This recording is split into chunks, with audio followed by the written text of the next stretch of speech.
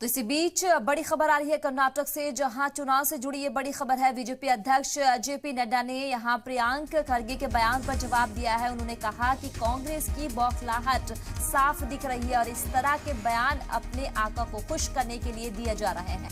नड्डा ने कहा है कि आवाम ने कांग्रेस को तो पहले भी जवाब दिया है और इस बार भी जवाब देगी। तो लगातार जो है अब चुनाव नजदीक है, इसको देखते हुए अपोजिशन लीडरान का बयानबाजी भी अब सामने नजर आ रहा है।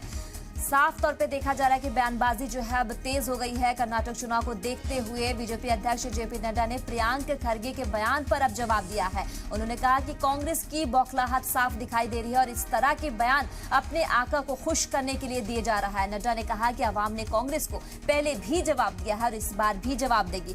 लगातार अब यहां पर कर्नाटक के चुनाव को नजदीक देखते हुए अपोजिशन लीडरान का जो बयानबाजी है वो तेज होता नजर आ रहा है। कर्नाटक असेंबली चुनाव के लिए भी बीजेपी ने आज अपना इंतखाबी मंशूर जारी किया, जिसके बाद से अब बयानबाजी जो है तेज होता नजर आ रहा है।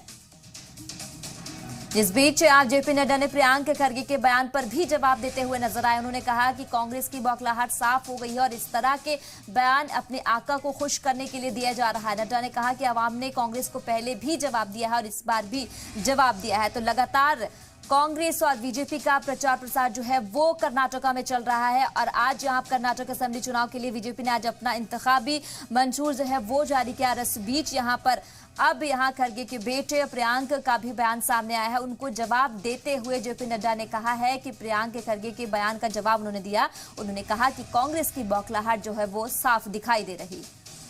करते हैं बीजेपी के राष्ट्रीय अध्यक्ष जेपी नड्डा जी से। सर, सबसे पहला सवाल तो ये है कि कर्नाटक में बहुत साल हो गए, कि कई दशक हो गए जब रिपीट नहीं होती सरकार। आपको उम्मीद क्यों है कि इस बार हम उस परंपरा को तोड़ेंगे और हमारी सरकार एक बार फिर से रिपीट होगी? उम्मीद नहीं, विश्वास है, पूरा विश्वास है कि भारतीय जनता पार्टी की दोबारा सरकार रिपीट होगी। कई फैक्टर्स हैं। एक तो जिस तरीके से पार्टी की ताकत बढ़ी है ज़मीनी स्तर पर, सबसे बड़ी बात यह है कि प्रधानमंत्री मोदी जी का जो प्यार विश्वास कर्नाटक की जनता को मिला है और उस विश्वास को लेकर के कर्नाटक की जनता डबल इंजन की सरकार को रिपीट कराना चाहती है। मोदी जी के नेतृत्व में डबल इंजन की सरकार ने हर पहलुओं को टच किया है। इंफ्रास्ट्रक्चर को टच किया, शिक्षा, स्वास्थ्य, आर्थिक जगत में एफटीआई में सबसे नंबर 1 पर कर्नाटक आज खड़ा है। रोज़गार देने में कर्नाटक आगे बढ़ा है और कुल मिलाकर के यहाँ जो गांव, गरीब, वंचित, पीड़ित, शोषित, दलित वर्ग रहा है उसको सशक्तिकरण किया गया है।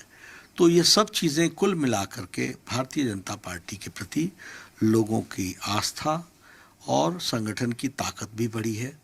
इसलिए मुझे पूरा विश्वास है कि भारतीय जनता पार्टी को लोग आशीर्वाद देने के लिए आतुर हैं। सर, इतना बहुआयामी विकास हुआ है, चहुओर विकास हुआ है, सब कुछ हुआ है जैसा आपने कहा सर।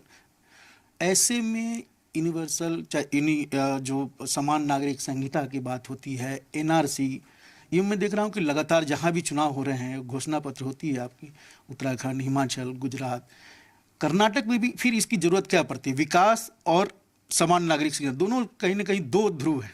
ध्रुव नहीं है। एक अच्छे समाज को बढ़ने के लिए सबको बराबर की अपॉर्चुनिटी मिलनी चाहिए और संविधान की भी जो निर्माता रहे उनकी ये इच्छा थी कि कॉमन सिविल कोड होना चाहिए, यूनिफॉर्म सिविल कोड होना चाहिए। तो उसको हम धीरे धीरे जिस तरीके से भारतीय जनता पार्टी सशक्त होकर के और लोगों का आशीर्वाद मिल रहा है और जहाँ जहाँ मिल रहा है वहाँ हम विचार करके इस विचार को बढ़ा रहे हैं। और ये यूनिफॉर्म सिविल कोड हो और चाहे बहुआयामी विकास हो, दोनों एक दूसरे के पर्यायवाची हैं। अंतर्विरोध दोनों में कहीं नहीं है। अच्छे समाज को बढ़ना हो तो सबको बराबर का अवसर देना होगा। लेकिन कांग्रेस तो कह रही है कि आप चूंकि चुनाव के नतीजे आपके पक्ष में नहीं आने वाले हैं, बीजेपी के पक्ष में, इसलिए वो एनआरसी की बात कर रहे हैं, स्पेशल पुलिस में स्पेशल विंग बनाने की बात कर रहे हैं। कहाँ रेडिकलाइजेशन है कर्नाटक में? कर्नाटक की जनता पर भरोसा क्यों नहीं है बीजेपी?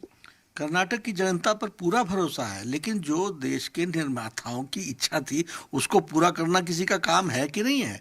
70 साल आप हाथ पर हाथ धरे बैठे रहे, और ये जो आप लोग बोलते हो, कांग्रेस का मानसिक दिवालियापन हो चुका है। रविंदर जी, आप याद रखिए, उत्तर प्रदेश में ये मिट गए, उत्तराखंड में यह दोबारा हमने सरकार बना ली, गोवा में हमने तीसरी बार सरकार बना ली, मणिपुर में हमने दूसरी बार सरकार बना ली, नागालैंड में हमने दूसरी बार सरकार बना ली, त्रिपुरा में इनको धूल चटा दी। तो ये सब लोग समझ चुके हैं, और इसलिए इनका मानसिक दिवालियेपन का नतीजा इनको समझ में ही नहीं आ रहा है कि देश कहाँ जा रहा है, दुनिया कहाँ जा रही है, और ये घिसी पिटी लाइन को लेकर के चले हैं। इनको मुबारक, लेकिन हम जो काम कर रहे हैं वो समाज के हित में, और लोगों का आशीर्वाद हमको मिल रहा है। सर, आपने कहा कि इनका मानसिक दिवालियापन है। अभी कांग्रेस के राष्ट्रीय अध्यक्ष है मल्लिकार्जुन खड़गे, इसी कर्नाटक चुनाव में उन्होंने जहरीला सांप बोला प्रधानमंत्री नरेंद्र मोदी की, और अब उनके बेटे कह रहे हैं कि नालायक बेटा, दिल्ली का नालायक बेटा।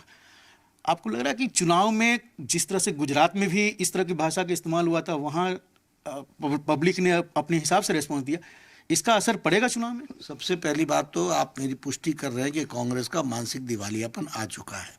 इस तरीके के शब्दों का प्रयोग, ये इनके मन में भरा हुआ विष, बौखलाहट, और जिसको कहते हैं कि कुछ नहीं दिख रहा है, इसका ये सूचक है जो इस तरह की भाषा का उपयोग कर रहे हैं। ये भाषा निंदनीय है। राष्ट्रीय पार्टी के किसी भी प्रवक्ता के द्वारा इस तरह की भाषा बहुत ही निंदनीय और उस पार्टी के बारे में बताता है। लेकिन ये पार्टी का सर्वस्व डूब चुका है। इनके आका को इन भाषा से खुशी होती है, उनको खुश करने के लिए इस तरह की भाषा ये उपयोग करते हैं। और कर्नाटक हो, गुजरात हो, चाहे भारत की जनता है, उन्होंने बार बार इनको जवाब दिया है, इस बार भी जवाब देगी।